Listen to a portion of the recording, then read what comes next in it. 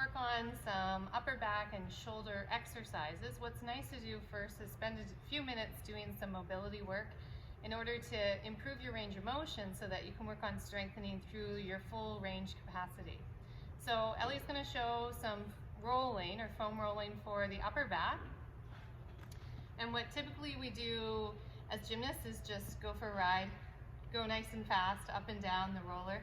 So I encourage you to slow down a little bit so that you can feel which spots of the upper back are more stiff. You can pause in some of those areas, put a little more pressure on. And then what I want you to do is pick a few areas, and it's usually right where the shoulder blades are, where we can work on specific extension there. So Ellie's going to make sure she's not arching her lower back.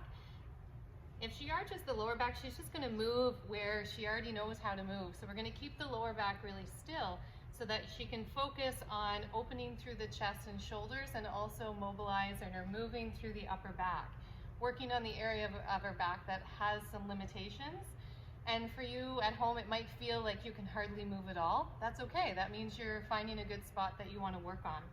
So I would spend a good, 30 seconds doing some slow rolling, and then picking out a few spots that you're going to work on more specifically, extending through those areas. So Ellie just worked 30 seconds in one spot, and now she's come a little bit higher with her roller to work on another area. She's still focused on keeping the lower back still, and even we'll feel like we're going really far if we bring the neck back, so you don't even have to extend the neck. Just hold the head and just work on those stiff spots in your upper back. Okay, very good. We're going to show you another stretch that can be helpful, which incorporates mobility of the shoulder with the upper back. So you need your couch or a box or something. And we're often doing this stretch as a lat stretch. What I want you to make sure you do is have your elbows really narrow. So elbows are narrow. Hands will often be here. See if you can bring the hands closer towards your upper back. So you're starting to bring your triceps in a little bit. And really think about extending through the upper back. So now we've got shoulder flexibility together with upper back. We're trying to soften and open the chest, relax through the upper back instead of trying to force it there. You're actually going to get a little bit more mobility. And then breathing. So holding this position and taking some deep breaths and trying to let the ribs move on the side of the body. Our lats come down through here, so as we push the breath out into the ribs, it's going to give us a stretch for the lats from the inside and out.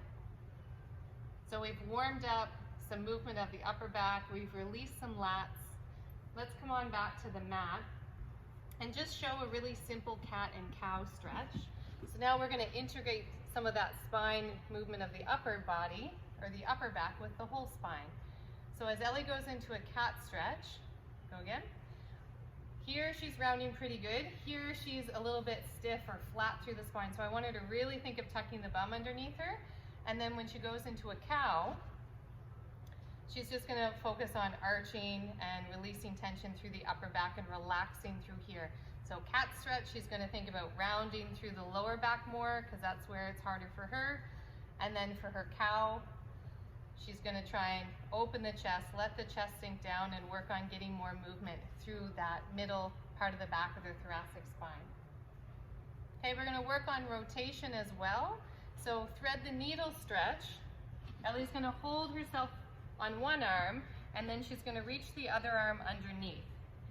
Sometimes what ends up happening is we're here and we just end up bringing the arm across, but we actually didn't twist the body. So it's really thinking about trying to rotate through the thoracic spine or getting that rotation through the middle back.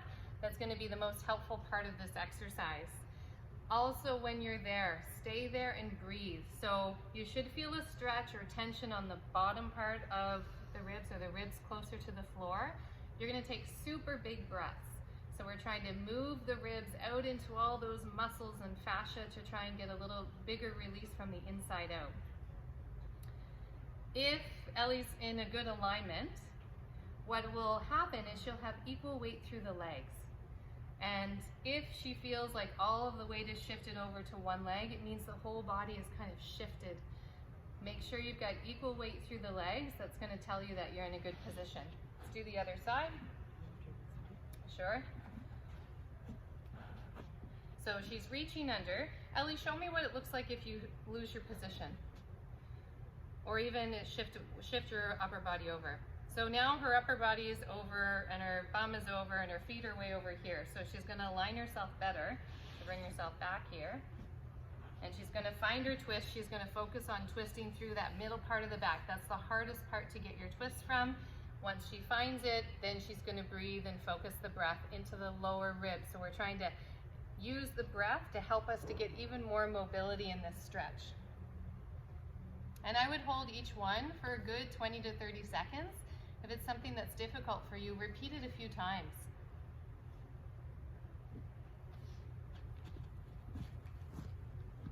Come on out. We're going to go through some shoulder strengthening and flexibility exercises. It's really great to work on building strength in the shoulders at our end range. So starting from a position on your belly is excellent. We might need some props. So if you have a lot of flexibility through your shoulder, maybe starting with your hand propped up on a block or a roller is a good option for you. So we'll show that as well. So what we're going to start with is just Ellie lying on her belly, arms are straight and over her head.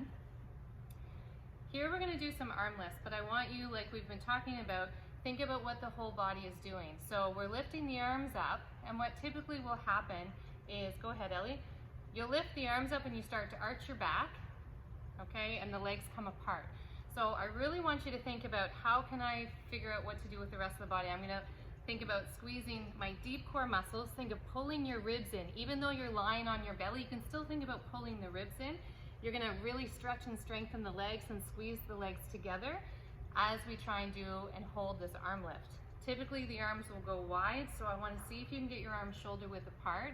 And you can also try this in a wide variety of positions. So now Ellie's got her hands facing each other. She can turn so hands face down. She can work on extending through the wrist and reaching the fingers up. She can work on a reverse grip and then let yourself come down. So let's actually do that as an exercise where we hold our position and we keep switching our grip positions and see if we can keep the whole body nice and long and straight and tight. So when you're ready, Ellie, that's good. So she prepared here first before she even thought of lifting her arms. She got her core muscles ready, squeezing the legs, reaching. She's going to lift both arms up off of the floor. The head can be down, but just not pushing down into the floor, or you can hover it. So she's switching her shoulder position. She's going from an over grip, yep, to a reverse grip or under grip. Yeah, just keep doing that. We're going to just keep switching grip. Good. Keep reaching long. So as your brain starts thinking about what your upper body's doing, you might start to arch your lower back. So think about lots of abs pulling in, ribs pulling in.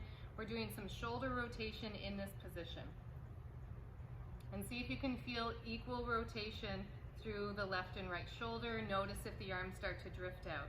So trying 10 of those rotations will be a good challenge.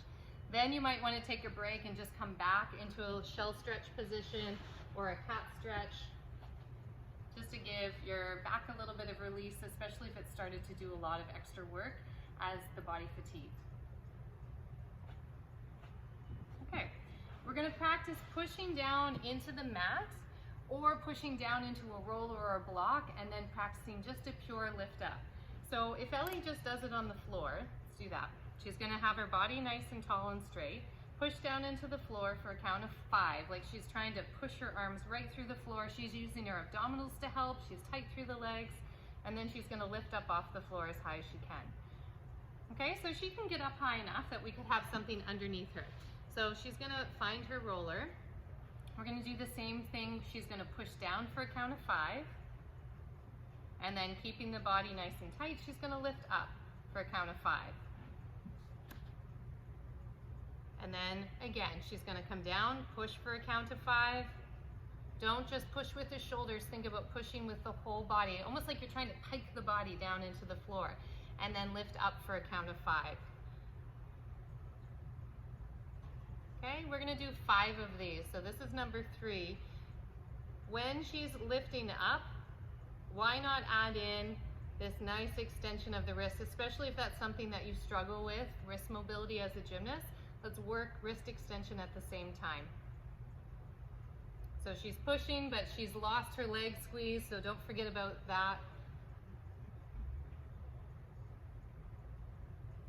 And let's do one more. So you're pushing down, using your whole body to push down. And think of reaching long as you lift up. Excellent. And then let yourself just rest. Let's go back into a little shell stretch or a cat stretch.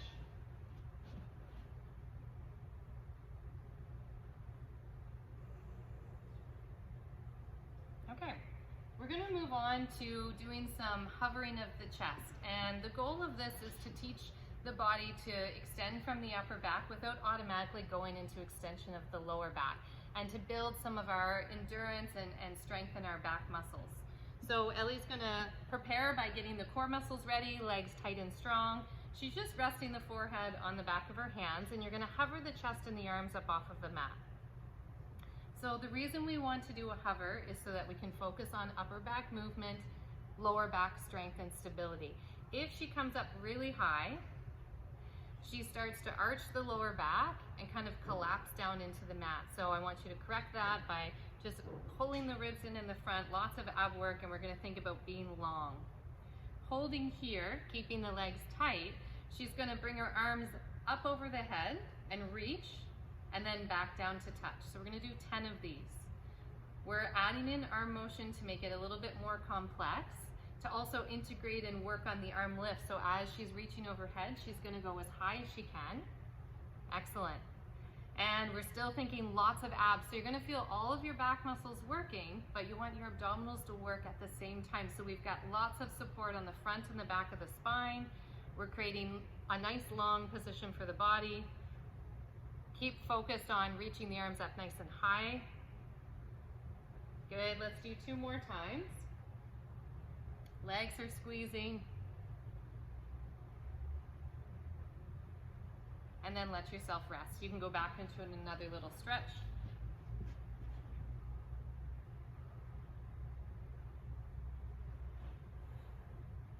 Okay. Next one, same foundation position. We're going to come up into our hover with arms lifted. Now we're just going to focus on keeping our hover as we lift arms up and down. So the body's long and strong. We're hovering the upper body, arms come down and lift up. You can add a little bit of speed on. So maybe slow down and then push up. Slow down, push up. Good. Stay long through the body, legs are really tight. Keep going, let's switch to the palms face down and we're extending the wrists. So we've just changed the orientation or the alignment of the shoulders.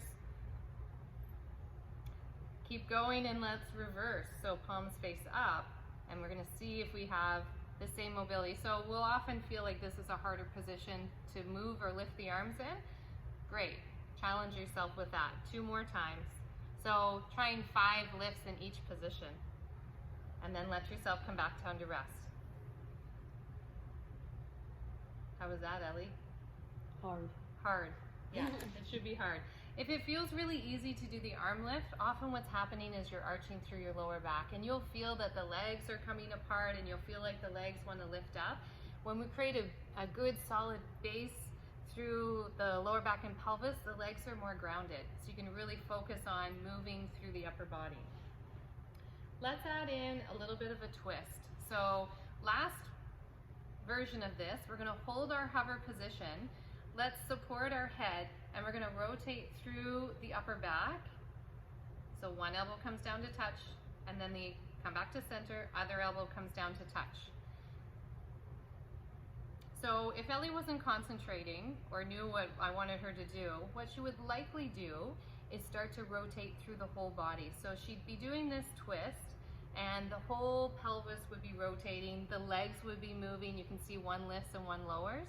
So I want her to really squeeze through here, be long through the body. The rotation is small because we're working basically from the middle back up. That's where we want the rotation. We don't want any rotation happening down through the pelvis.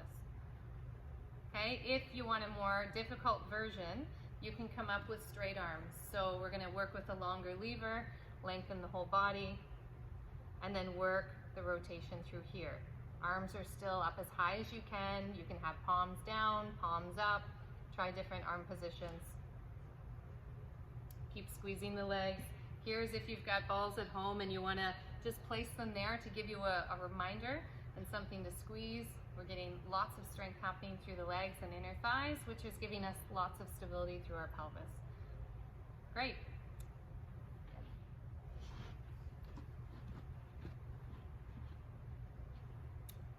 Another great way to work on some shoulder strength is in a closed chain position, which basically means you've got your hands on something. So planks are an excellent way of working on that. We're going to start, however, just reviewing shoulder blade position. So Ellie's on her hands and knees. She's going to let her shoulder blades kind of stick out.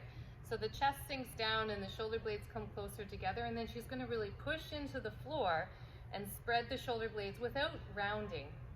She's going to sink herself down, sink even more, Ellie, and then she's going to spread the shoulder blades and push. So they spread apart, and then as she sinks down, they come closer together. So as we are working on plank position and pushing, we want to really get that final push position where the shoulder blades are spreading. That means we're getting muscles working all around the shoulder blade. It's going to make our push a lot stronger on floor and vault. So let's try this in a plank position. Find a high plank position. So arms are straight but not locked in. Typically in a high plank position, you might be sunken down through here. So you might not be maximizing all of the muscles through your shoulder blades. So I want you to really push into the floor, lift the chest and spread the shoulder blades. Abdominals are engaged, ribs are in. And let's see if we can hold that position and breathe. I want you to unlock your elbows. So they're still straight, but we don't want to just lock into them. So as you unlock them a little bit, you're going to feel you have to work harder through your shoulder blades. Then we're going to add in some movement. So Ellie's sinking down and then practicing the push. She's sinking down, practicing the push. And I even want her push to be better than this. So come up, spread your shoulder blades more. That's really good. She's going to sink down and then come up and push even more. Excellent. Sink down and then come up and push. 2 more times. So if you hold your plank for a good 30 seconds and just work on a good position, you're getting fatigued, and then we're going to see if we can add on 10 of these movements. They're like shoulder blade push-ups. Arms stay straight and all the movement is coming from the shoulder blades. And then rest. So we're going to repeat that in a low plank position. Low plank position is a little bit harder. I want you to make sure that your elbows are underneath your shoulders and that your hands are in line with your elbows. Just finding that alignment is going to really help you to engage the right muscles to do the plank. If we have our hands together, we tend to grip and use our pecs a lot. So find your good low plank position. And we're thinking of this nice push. We're thinking of spreading the shoulder blades, abs are in, pulling the ribs in. Legs can be together if you want, so bring the legs together. We may as well work on our leg squeeze at the same time and our nice opening of the hips. So if you're tight through the hips or having trouble engaging your abdominals, you'll often be lifted up. So the bum will be up towards the ceiling. I want you to find that challenging angle where the hips are nice and open. Okay, let's try doing some of those shoulder blade push-ups or movements. So we let the chest sink down and then push and spread the shoulder blades. Good, and as she sinks down, she's still keeping good engagement of her core. Show them what will happen, Ellie, if you kind of let go of all your support. Here she's kind of collapsed down. So I want her to stay really supporting her back as she's working on isolating and getting muscles working around the shoulder blades. You can inhale with one motion, exhale with the other. So I would maybe exhale as you do the push, inhale as you come down, and then let yourself just rest. Okay, we're gonna work in a hover position of the knees. So come back to your hands and knees. Tuck your toes underneath you, and then knees just hover above the ground. This is hard. It will be way easier for you to come up high, or even like a couple inches high. I want you to be so low that you're almost touching. And you've got lots of weight back on your legs, so you're gonna feel your legs are gonna get tired pretty quickly. Don't move anything, Ellie. I want you guys to see how she's sunken down through here, and that's not what I want. So she forgot about the push, or maybe she was just being a very good model for me. Thank you.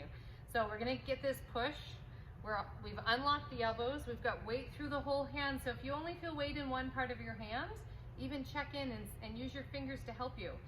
This is our foundation position. She's getting tired and we haven't even started. You're gonna straighten one leg out. Oh, we're gonna have a rest. Okay, perfect. So that's a good start, holding our position. Okay. Ready? Good. Find your push, you're hovering, you're gonna stretch one leg out and then bring it back. Good. Keep spreading the shoulder blades, keep pushing. Awesome, you guys. Exhale as you straighten one leg out. Inhale as you bring it back. You stay low. Exhale as you straighten, unlock the elbows. So see if you can build up the endurance to hold this position and do 10 alternating leg extensions. Keep spreading the shoulder blades, keep pushing with the upper body, keep pulling in with the abs. So the stronger the abs are in this position, the easier it's going to be to move the legs. And then let yourself rest. Let's go back into a little shell stretch, take some weight off the arms, and take some nice deep breaths. All that was just a warm-up for push-ups. So we're going to do 10 push-ups, and I'm not concerned about how low you go, although I want you to go all the way. What I want to see is finishing every push-up with a really good push and spread of the shoulder blades. I want to see ribs staying in. So your push-up basically should be a moving plank. It should look exactly like your plank body. All you're doing is bending and straightening the arms. So let's see as we go down. Do you want your parallels? No. Okay. Go ahead. Finish every push by spreading. Okay, good. And watch when you're going into that spread of the shoulder blades that you're not rounding the back too much. That's better. So the last two, she got a little bit rounded. This is better. This is hard work. Keep the hips nice and open. And as you're pushing off of the floor, I want you to also think of pulling the abdominals in. So use the abs to help create a lot of stiffness through the trunk so that you can work and create a nice, long, strong lever for yourself. You can try push-ups with elbows going wide. You can also try push-ups with elbows being more narrow. So just changing the focus of the push-up. It doesn't change the end position. So the end position is this spread of the shoulder blades. Okay, if you need a break, take a break. If you don't, keep going. And as you push up, you're going to bring one leg up into the sky, into a downward dog with one leg. So Ellie's going to push up. She's going to reach this leg so we can work on opening the hip, straightening the leg. Now we're getting the whole body, pointing toes, and then she's going to come back down, push up, and then push back. Reach the leg nice and long. Keep pushing through all of the hands. Okay, keep repeating that side to side. You're alternating legs each time. So we're incorporating all of her shoulder flexibility, her hip flexibility, working on her line. Working on that push of the shoulder blades through the range of motion. We can incorporate a little bit of speed. So the next two, see if she can be a little bit faster as she comes up. It could even be a little bit more like a leg kick up without twisting through the pelvis. So she's got to really focus as she adds speed that she doesn't start to rotate. Let's do one more on each side. Last one. Bonus. Okay, good. Rest.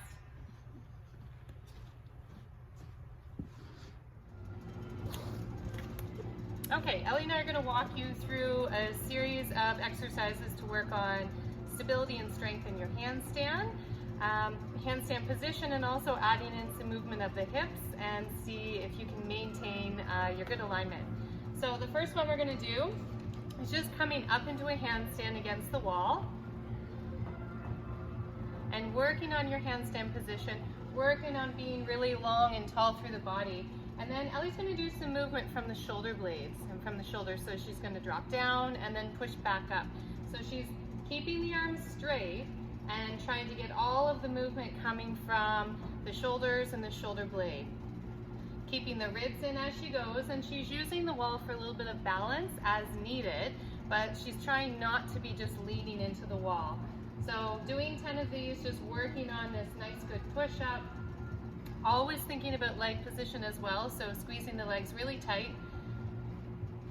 Pulling the ribs in, so as she lowers down, that's better. I don't want the ribs to start to poke forward, so it's not a collapse through the whole body, it's really just working on control and movement of the shoulders. Okay, so 10 of those, take a rest. Good? Yeah. Okay, next we're gonna add in some leg motion. So finding your handstand position again.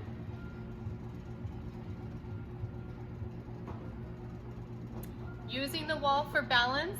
Try not to use it to push off of. One leg is going to come off the wall as far as she can control, and then she's also going to control bringing the leg back towards the wall. So when you first start this, you'll overshoot it many times, and you'll bring the leg down so far that you actually fall out of your handstand. I want you to be pushing the edge, so you're almost at the point where you're just going to start to fall out of your handstand. You're going to control it and bring the leg back up. Keep pulling the ribs in. Stay really tall and strong through the trunk. Keep pushing from the shoulders. Ribs in more. Good. Every time the legs come back up, they're going to squeeze tight together. Okay, and you can come down for a rest. So trying to do 10 of each of these would be great. If you have a good handstand endurance, maybe pairing a few of them together will make it even more challenging. The next one that we're going to do is working on leg motion, but one leg comes out to the side, and then you're going to come back up, squeeze the legs together. Other leg out to the side, back up and squeeze together. So find your handstand position first, ribs in, push from the shoulder blades, leg goes out to the side, and then back.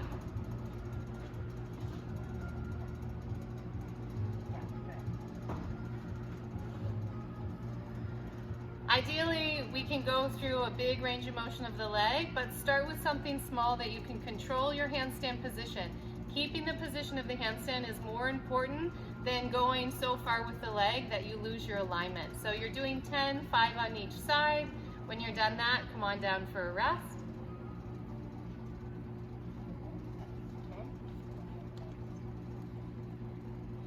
One last one in a handstand. I'm going to ask Ellie to balance in her handstand without touching the wall. And then with control, she's going to arch through the hips and the lower back a little bit to come back to touch the feet on the wall and then come back to find her handstand position. So good handstand position. She's going to open through the hips to touch the wall and then pull from the abs to bring herself back. Open from the hips to touch the wall and then back up. Make sure as you're going through your handstand exercises that you're still breathing. So when we're holding our breath, that's going to be inefficient. We want to see if we can keep breathing as we go so our core muscles can still be engaged. Good, legs are squeezing tight the whole time. And see if you can do 10, but maybe you're going to do 2 and then have a fall. Get back up. Keep going. Come on down to rest. Last one is not in a handstand, but we're going to work on that control of extension and coming back up, this time from the upper body.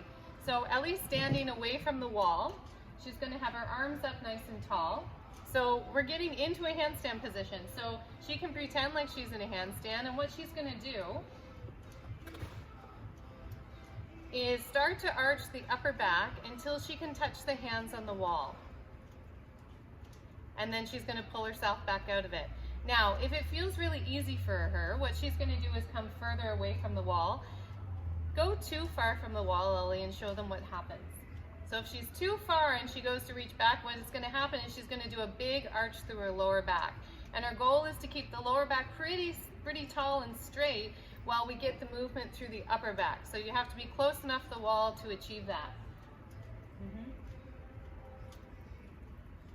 Excellent. So she's working on getting some mobility through the thorax and the shoulders without collapsing through the lower back. So I want her to think about reaching up. So being as tall through the body as you can as you reach back for the wall. Okay, making sure you're breathing. So maybe taking an inhale as you extend back towards the wall and an exhale as you come back up to stand. Legs are still tight together. Arms are nice and straight. You're keeping abdominals engaged, ribs stay in as you start to extend back. So it's nice controlled movement. Do one that wouldn't be controlled, Ellie, so we can see the difference. Here she started to shift the whole pelvis forward and move through the lower back instead of the upper back. Okay, so 10 of those too.